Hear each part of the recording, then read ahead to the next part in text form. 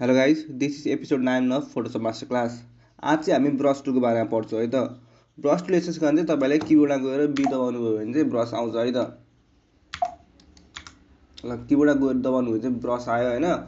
Brush चाहिँ तपाईँले तिन चारवटा देख्न सक्नुहुन्छ है। Brush tool, pencil tool, colour replace tool र मिक्सर टुल। हामीले चाहिँ धेरै युज गर्ने भनेको ब्रस टुल मात्र हो है। हामीले पेन्सिल टुल, कलर र मिक्सर चाहिँ हामीले धेरै युजै गर्दैनौँ है। कुनै पनि पोस्टरहरू बनाउनु पऱ्यो, डकुमेन्टहरू बनाउनु पऱ्यो नि हामीले धेरै युज गर्ने भनेको ब्रस टुल हो। अरू चाहिँ त्यति युज गर्दैन है। त्यही भएर हामी यसलाई चाहिँ बुझ्छौँ है त ध्यान दिएर। तपाईँले ब्रस गर्न सुरुमा एउटा लेयर दिनुपर्छ है त। तपाईँले एउटा लेयर बनाउनु, त्यसपछि ब्रस गर्न सिम्पल छ है। तपाईँले हाम्रो कलर चेन्ज गर्न सक्नुहुन्छ ब्रसको है त। मैले कलर चेन्ज गरेर रातो बनाएँ है त। तपाईँले ब्रस टुल अब चलाउन सिम्पल, क्लिक गर्ने अनि तान्ने है त। यसरी तपाईँले यहाँबाट चाहिँ यसरी ब्रस गर्न सक्नुहुन्छ है त। अनि ब्रस तपाईँले जुन यो माथिको सेटिङ छ नि, यहाँबाट नै हामी धेरै काम गर्न सक्छौँ हुन्छ। जस्तै तपाईँलाई ब्रसको साइज सानो चाहियो, त्यसको लागि तपाईँ के गर्न सक्नुहुन्छ भन्दाखेरि तपाईँले यहाँ देख्नु भएको छ नि यो आइकन, यहाँ थिच्नुभयो भने तपाईँ यहाँ टन्नै अरू ब्रसहरू देख्नुहुन्छ है। तर हामीलाई अहिले साइज तलमाथि मात्रै गर्नु पऱ्यो है। यहाँ देख्नु भयो नि साइज है। हाम्रो साइज घटाऊँ है त, साइज घट्छ है त है। अब साइज बढाऊँ है त। साइजबाट तपाईँले साइज बढाउने घटाउने गर्न मिल्छ है त। यति हो साइजको काम, यति हो है त। तपाईँले ब्रसबाट सिम्पल यत्तिकै ब्रस गर्न सक्नुहुन्छ। यसलाई डिलिट गरौँ पहिला। साइज त भयो। अब यो हार्डनेस भनेको चाहिँ के हो है। हार्डनेस यहाँ 47 देखा। हार्डनेस भनेको चाहिँ यो ब्रस छ नि, ब्रसको एजेसहरू त्यो सर्कल देख्नु भएको नि कालो कालो, त्यो एजेस चाहिँ कति बिडे हार्ड हुन्छ है। जस्तै हार्डनेस हामीले 100 गऱ्यो भने के हुन्छ हेरौँ है त। 100 गऱ्यो भने हाम्रो ठक्क सर्कल बन्यो होइन, किनकि यो साइड साइडको एजहरू नि हार्ड छ नि त। तर यदि यसलाई घटाएर हामीले 50% गऱ्यो भने चाहिँ यो सफ्ट हुन्छ है। देख्नु भयो भने सफ्ट भयो नि होइन। जस्तै अहिले हामीले यसलाई घटाएर चाहिँ 0 गऱ्यो भने के हुन्छ त, अझै सफ्ट हुन्छ। हार्डनेस भनेको चाहिँ कति सफ्ट हुन्छ है। जति हार्डनेस 0 भयो भने त्यति सफ्ट हुन्छ, जति हार्डनेस बढ्छ त्यति रफ हुन्छ है त। बुझ्नुभयो नि, यति है। जस्तै हामीले हार्डनेसहरू साइजहरू चाहिँ यहीँबाट बढाउनु पर्छ भन्ने छैन क्या। बुझ्यो नि, हामीले किबोर्डको सर्टकट युज गरेर बढाउन सक्छौँ है त। किबोर्डको सर्टकटबाट चाहिँ कसरी बढाउने हेरौँ है त।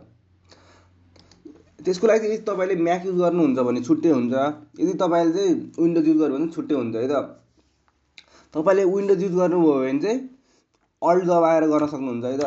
अल्ट दबाएर लेफ्ट राइट गऱ्यो भने साइज बढ्छ, केही गर्ने होइन। अल्ट दबाउने अनि लेफ्ट राइट गऱ्यो भने चाहिँ साइज बढ्छ होइन। देख्नु भएको नि साइज ठुलो सानो भइराख्ने होइन साइज। यदि तपाईँलाई हार्डनेस बढाउनु छ भने चाहिँ तलमाथि बढाउनु घटाउनु, तलमाथि गऱ्यो भने चाहिँ हार्डनेस बढ्ने घट्ने हुन्छ, लेफ्ट राइट गऱ्यो भने चाहिँ साइज बढ्ने घट्ने हुन्छ है त। यति हो। तपाईँलाई अब साइज ठुलो चाहिएको छ भने तपाईँले साइडमा गर्नु, यसरी ट्याममा ठुलो घटाउनु छ भने सेम त्यही घट्यो। तपाईँलाई हार्डनेस बढाउनु छ भने तल होइन, तल गऱ्यो।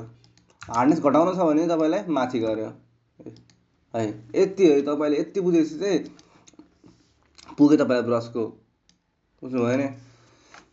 हामीले हार्डनेस बढाउनु चाहिँ के गर्ने, हामीले यदि हार्डनेस बढाउनु छ भने चाहिँ सिम्पल अल्ट दबाउने, साइडमा तलमाथि गऱ्यो भने हार्डनेस तलमाथि हुन्छ, बढ्ने घट्ने हुन्छ। साइडमा लेफ्ट राइट गऱ्यो भने चाहिँ साइज तलमाथि हुन्छ। यति है त, यति बुझ्नु पऱ्यो। अनि म्याकमा चाहिँ के हुन्छ भन्दाखेरि तपाईँले कन्ट्रोल अल्ट दबाउनु भयो भने चाहिँ सेम हो है। कन्ट्रोल दबाउनु अनि अघि विन्डोजमा जे भएको छ त्यही। साइडमा गऱ्यो भने साइज बढ्छ, तलमाथि गऱ्यो भने हार्डनेस बढ्छ घट्छ। यति सिम्पल छ है, सेम एउटै है। हार्डनेस चाहिँ बढ्यो। अब हामीले यहाँबाट एङ्गल नै चेन्ज गर्न मिल्छ है। हामीलाई यो गोलो मात्रै चाहियो ब्रस, हामीलाई चेप्टो ब्रस चाहियो भने चाहिँ सिम्पल यहाँ गएर यसलाई क्लिक गरेर चेप्टो बनाउन सक्नुहुन्छ है त। चेप्टो बनाउन सक्नुहुन्छ। जस्तो एङ्गलमा चाहियो तपाईँले त्यस्तै एङ्गल चुज गर्न सक्नुहुन्छ है त। केही गाह्रै छैन है। अब फेरि तपाईँ नर्मल गर्नु पऱ्यो भने नर्मल राखिदिनु, सिम्पल। यति सजिलो छ है त। ब्रस टुल चलाउनु एकदमै सजिलो छ। ब्रस टुल चाहिँ लास्टै धेरै काम लाग्छ है हामीलाई ब्याकग्राउन्ड रिमुभ गर्नको लागि चाहिँ यो एकदम इम्पोर्टेन्ट हुन्छ है। हरेक लेयरमा हामीले युज गरिरहेको हुन्छ है फोटोसपमा। पछि यहाँ ब्रसहरू हाम्रो यति मात्रै होइन है, हामीसँग अरू धेरै ब्रस नै हुन्छ है। हेर्नु यहाँ तल जुन देखाने जेनरल ब्रसहरू, यो चाहिँ हामीलाई सुरुमा प्रिसेट दिएकै हुन्छ है तिनीहरूले। यहाँ छ नि टन्नै। तपाईँले कुनै कुनै डाउनलोड गरेर, जस्तै मैले यो डाउनलोड गरेँ होइन, तपाईँले डाउनलोड फ्रीमा नि डाउनलोड गर्न सक्नुहुन्छ है। त्यो चाहिँ म तपाईँलाई पछि एउटा भिडियोमा भन्छु है, डाउनलोड गर्ने अनि आफ्नै कस्टम ब्रस कसरी बनाउने। त्यो चाहिँ म बिस्तारै पछि बुझाउँछु है तपाईँलाई। अहिले जेनरलमा जाऊँ, यहाँ टन्नै ब्रसहरू देख्नुहुन्छ है, सबको छुट्टा छुट्टै काम हुन्छ। जस्तै हार्ड राउन्ड ब्रस लिएर तपाईँले हार्ड सेप गर्न सक्नुभयो होइन। जस्तै हामीले सुरु अब कलर चेन्ज गर्ने अर्को कालो गरौँ। अनि फेरि अर्को हेरौँ कुन छ। यो चाहिँ तपाईँलाई कस्तो ब्रस चाहियो त्यो अनुसार तपाईँले चुज गर्न सक्नुहुन्छ है त। जस्तै मेरो यहाँ नयाँ ब्रस चुज गरेको थिएँ मैले अघि भर्खर डाउनलोड गरेको थिएँ यो।